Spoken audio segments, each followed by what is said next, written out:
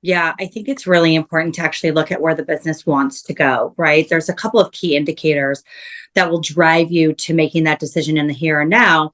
But before you go implementing any process, I think it's important to look at like your go to market strategy and where you anticipate your company to be in 12 months, in 2 years, or in 3 years, right? Because the worst thing that you can do is upstand an SDR org and then start making cuts, which I've seen a lot of companies do if they're mismanaged or not organized or there's not a strategy put in place first.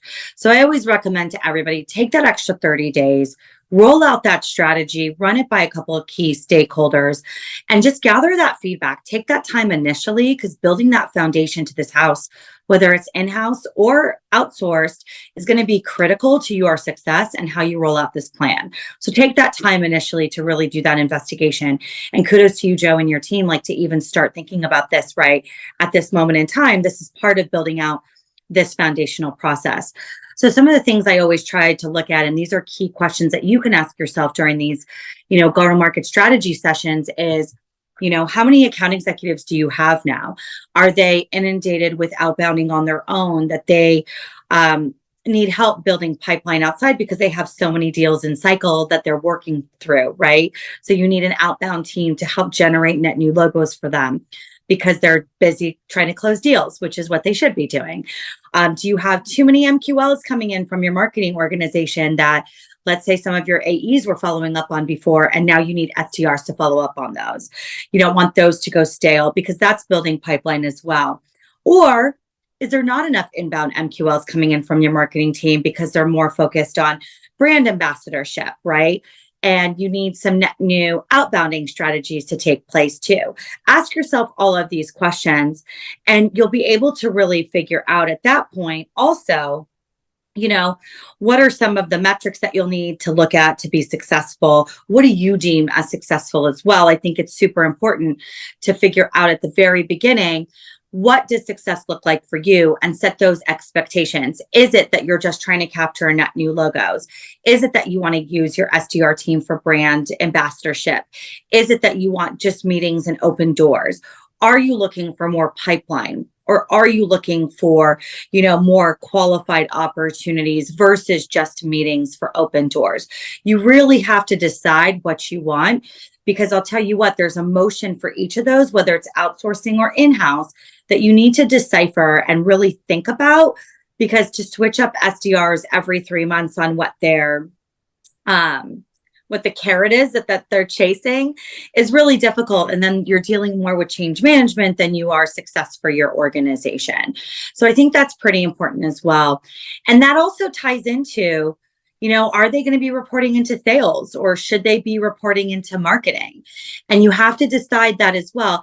My philosophy behind that is make sure they're reporting into an organization that knows how to build out the SDR process so that they have an advocate for the value that they bring to the organization.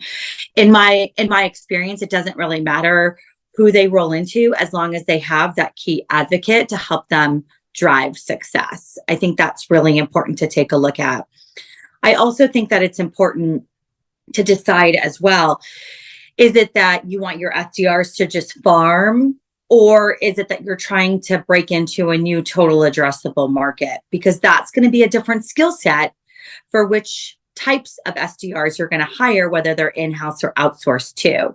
And I know it can be a little bit overwhelming, but literally just jotting this down on a sheet of paper and having all of your sales leaders or your marketing leaders in a room and asking them these questions and finding out what everybody is thinking is a really great way to whiteboard, gather feedback. And this is where that collaboration between the two departments really can create a symbiotic relationship and really, break down those walls of what expectations should be for this organization. So I think it's important as you're investigating whether to go in or out, those are just some of the things that you should take a look at. Yeah, that all makes sense. And I think it can be really easy to underestimate the amount of planning that is required to make sure that these programs are successful. There's so much more to it than just saying, okay, we're going to outsource this, or we're going to manage this function internally. There's so much planning and so much collaboration that is required to make sure that the program is successful. And the other thing that, in my experience, patience. Like Yeah. right out of the gate, it's Yes. difficult to know exactly what to do. What is the messaging that the market that's going to resonate with the market? It's going to, Yeah. yeah, it's not going to be overnight. No, it's not going to be overnight. And that's a really good point, is you have to give time for these teams to scale. Even if you're hiring inbound or in-house or outsourcing, you're going to have to train them. The messaging has to be on point and well tested. So you're going to have to work and collaborate with your content marketing teams. And on top of that, Joe, you bring up another really great point. You're going to have all of your systems integrated into your one source of data. So really taking a look at your data to align to what you want your success metrics to be, right? Do you want net new logos? But are you asking for net new logos in a whole brand new industry that you've never targeted before? That might move a little bit slower than a market that you've already been targeting, and you just want to get larger enterprise companies, to take some demos with you. You really have to hunker down and decide for your company what you guys want to have as your main focus. I think where I've seen a lot of SDR teams go awry is really around this miscommunication about what SDR should be doing. And as a leader, it's my job to really sit down and let everybody know, hey, look, this is what sales needs. This is what marketing needs. How can we come together to make this really a fireball of success for your teams?